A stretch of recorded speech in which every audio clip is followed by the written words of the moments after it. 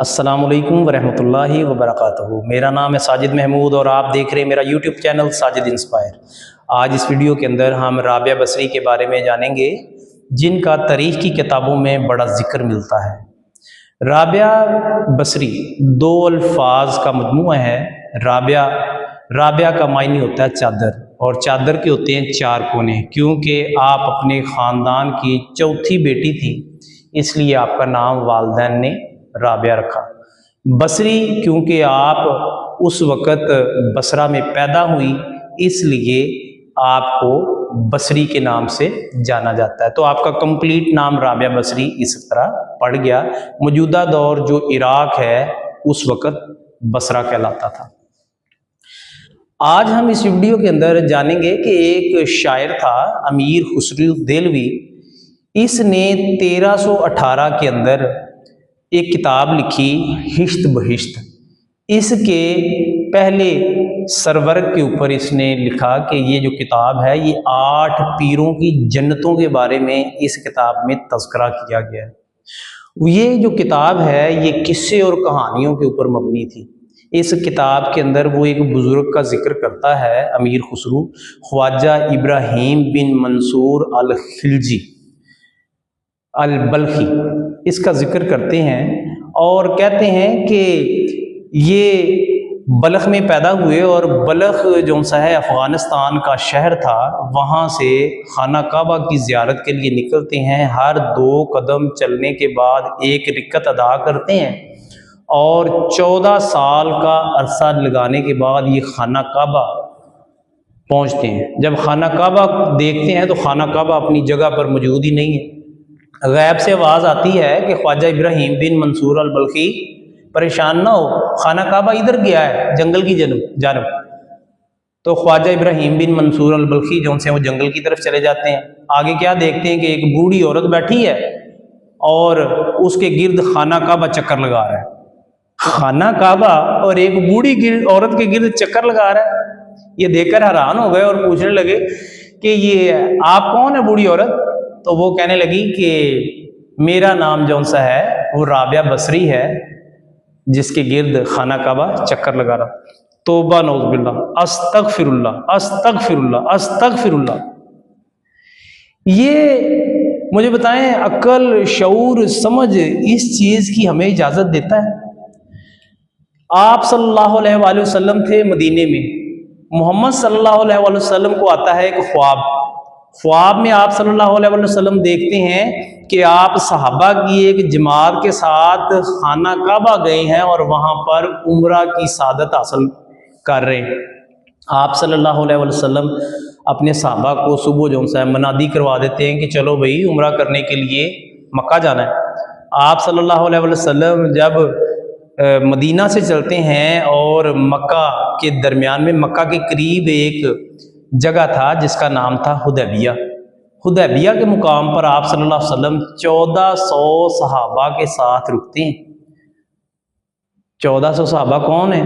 जिनके बारे में मोहम्मद सल्लल्लाहु अलैहि वसल्लम ने अपनी मुबारक ज़ुबान से कहा ये मेरे जो सहाबा हैं सारे जन्नती हैं, और जिनके बारे में अल्लाह रब्बुल इज़्ज़त ने पहले से उनको बिशारतें दी कि ये सारे के सारे जो प्यारे महबूब सल्लल्लाहु अलैहि वसल्लम के जो सहाबा हैं, साथी हैं, दोस्त हैं, ये सारे के सारे जन्नती हैं। जब हुदैबिया के मुकाम पर पहुंचे तो वहां पर मक्के के काफिरों को भी पता चल गया कि मोहम्मद सल्लल्लाहु अलैहि वसल्लम मदीने से उम्रा करने की गरज से सहाबा की बड़ी जमात के साथ आए।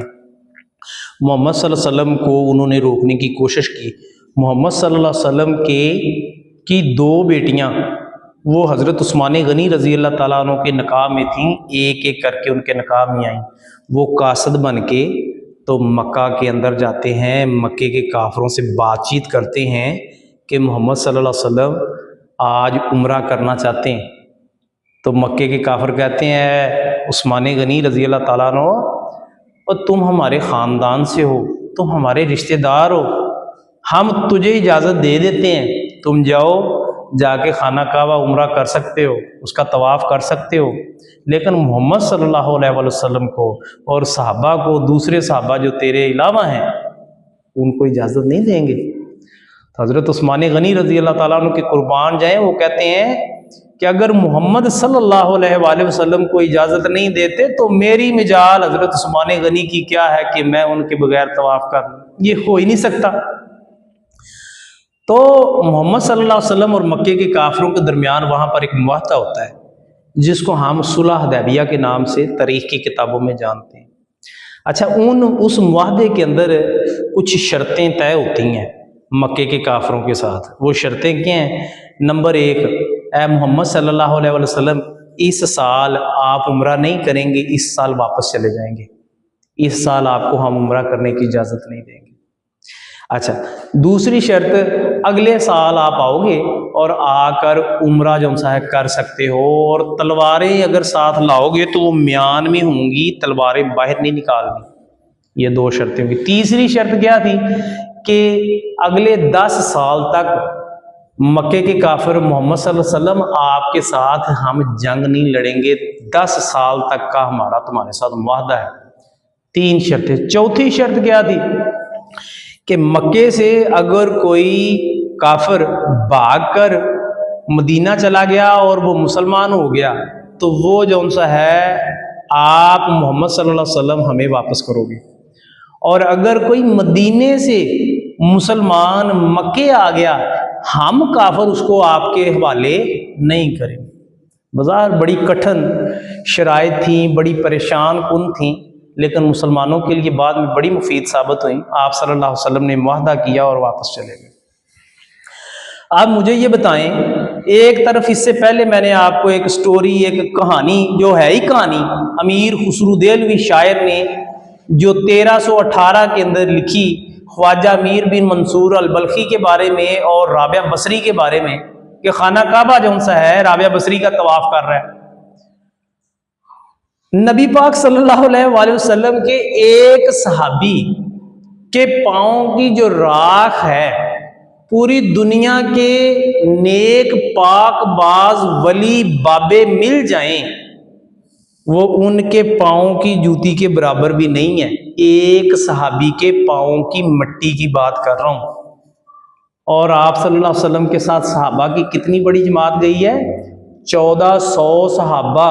साथ कौन है? नबियों में से सबसे अफजल, नबियों में से सबसे बाद में आने वाले, जिन पर आकर नबूवत की तकमील हुई, जिनके ऊपर अल्लाह रब्बुल इज़्ज़त ने आखिरी किताब कुरान मजीद नाज़िल की, जिनके साथ क़यामत वाले दिन अल्लाह रब्बुल इज़्ज़त ने शफाअत का जो सा रुतबा देने का जो सा है वो भी हुक्म सादर फरमाया है।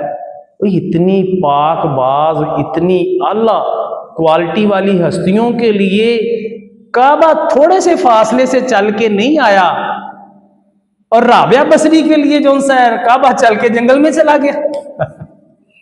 और मेरे दोस्त, अल्लाह ताला से दुआ है कि अल्लाह ताला हमें दीन को अच्छे तरीके से समझने की तौफीक अता फरमाए।